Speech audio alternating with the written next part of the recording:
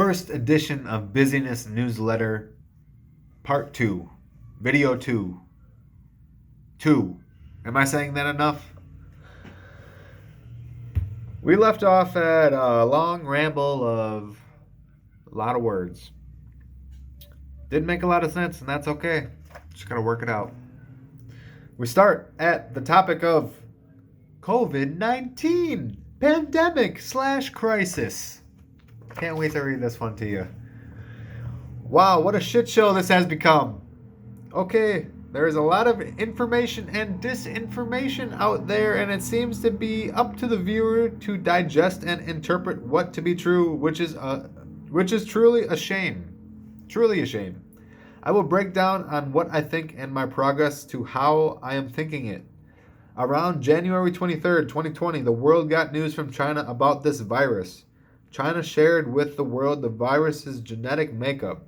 About a week later, Trump shut down travel from China. I thought it was a bit strange when China released all that information when they let the world know about it all. Wait, what? Sorry. I gotta go back. I thought it was a bit strange when China released all that information when they let the world know about it all. So let's dive a bit further down the rabbit hole on what I had initially thought in January and February. In Wuhan, China, where the virus has apparently originated, there is a viral institute that studies diseases similar to SARS and others. How apparently this institute has accidentally released SARS twice back into the population, but were able to stop the spread. Think about how they've stopped this so far. This idea was solidified by speaking with a good friend of mine who I consider a genius, and his accomplishments justify my claims.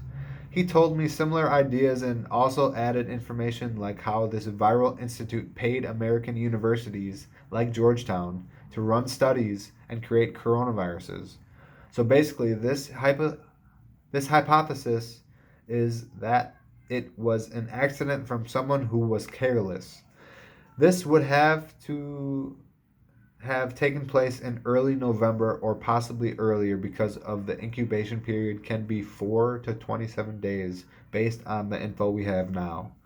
Now I will share something an Italian friend of mine shared with me. I'll tell you what I think, far from saying it is the truth, but in a poker hand, if you see someone bluffing and you have a couple, you have a pair, you keep thinking he's bluffing until the end and you won't fold. I thought this was a super interesting point. What I think now, after some interesting videos I've watched, one is now offline.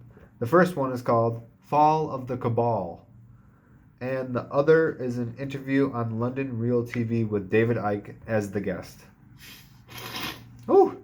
Basically, I think that it is something created by the American government, and surprisingly, I do not think it was Trump and his people, even though Mike Pompeo is a motherfucker.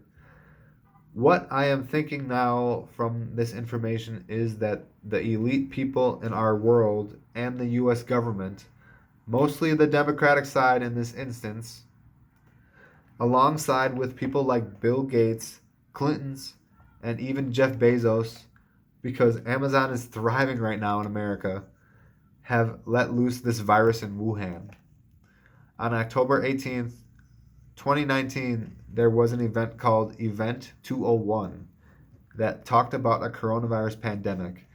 And the same day, the World Military Games were being held in Wuhan, China. And according to what we know about the virus, it takes 3 to 27 days for it to incubate inside of humans.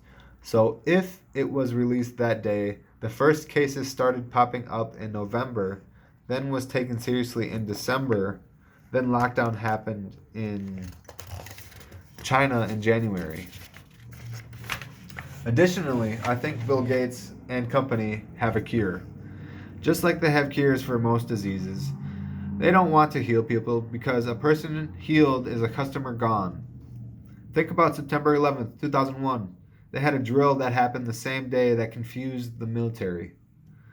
I do think the virus is serious and real, but I think the media is pushing the numbers out of proportion. If there was someone in the hospital for months or years being kept alive and then suddenly got COVID and died, they are labeled with having died from COVID. That is accurate, but I think it's wrong. Why are we being led to be afraid? Are people more controllable when they're afraid? Let's be honest and say fear does not help the immune system. Now, now the 31st of March, I believe it is something to do with 5G. We need to stop 5G. It is more than 100 times radiation in 5G than a microwave. They've turned 5G on, and I've seen that they have been installing 5G in schools that are currently closed down. I know this sounds crazy. Do your research, please. I will share something personal about myself that is a bit strange. Before all this happened, I usually work strange jobs, and I work here and I work there, and not 5 days a week like everyone else, in America at least. So here, people are always buzzing around from at least 7 to 5 during the day, and I always feel like I cannot do anything because people are so robotic almost. And now, since this virus has become a popular idea in America, I've had this headache for weeks. When I sleep or am relaxed, it goes away. Now I may have the virus, but I think it could be because so many people are scared. I do not know. But before all this happened, I felt that I can feel people's energies. Not every time, but definitely most times. I conclude with don't listen to anything I say as fact. I definitely encourage everyone to do their own research. Actually, the American way is to never let a crisis go to waste. We have seen it with 9/11 and the Patriot Act, basically giving up our privacy rights in real life. Now there has been a bill that's been rolled out that is called Earn It, which is calling to end encryption. We are faced with our privacy rights being taken away virtually, if passed. I can see how this can be positive. Sex traffickers, child porn, etc., but it also takes away the encryption rights of normal people who just don't want the government or hackers into their lives.